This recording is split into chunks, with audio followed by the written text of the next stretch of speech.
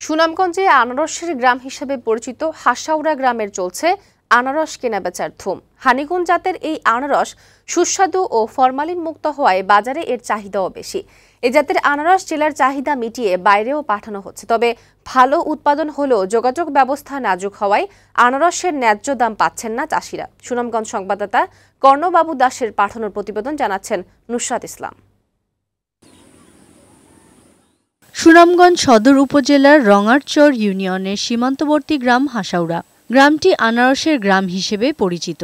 জেলা শহরসহ এর আশপাশের হাটবাজারে হাসাউড়া গ্রামের আনারসের চাহিদাও ব্যাপক। অন্যান্য বছরের তুলনায় এবছর আনারসের উৎপাদন ভালো হওয়ায় সকাল থেকে বিকেল পর্যন্ত পরিপক্ক আনারস সংগ্রহ করছেন চাষিরা। এসব আনারস বিক্রি হচ্ছে জেলার বিভিন্ন হাটবাজারে। হানিকুল জাতের আনারস স্বাদে সুস্বাদু ও ফরমালিন মুক্ত হওয়ায় ভালো দামে বিক্রি হচ্ছে। আনারসের ফলন ভালো হলেও বিপণন ব্যবস্থা ভালো না হওয়ায় কাঙ্ক্ষিত দাম পাচ্ছেন না চাষিরা।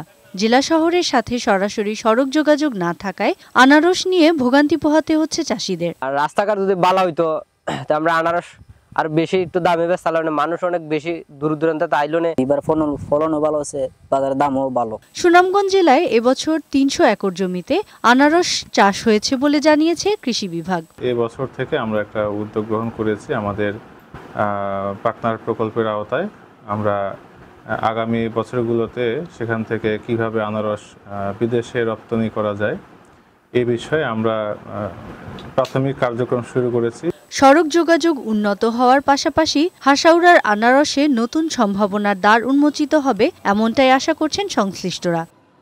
ডেস্ক রিপোর্ট, বৈশাখী সংবাদ।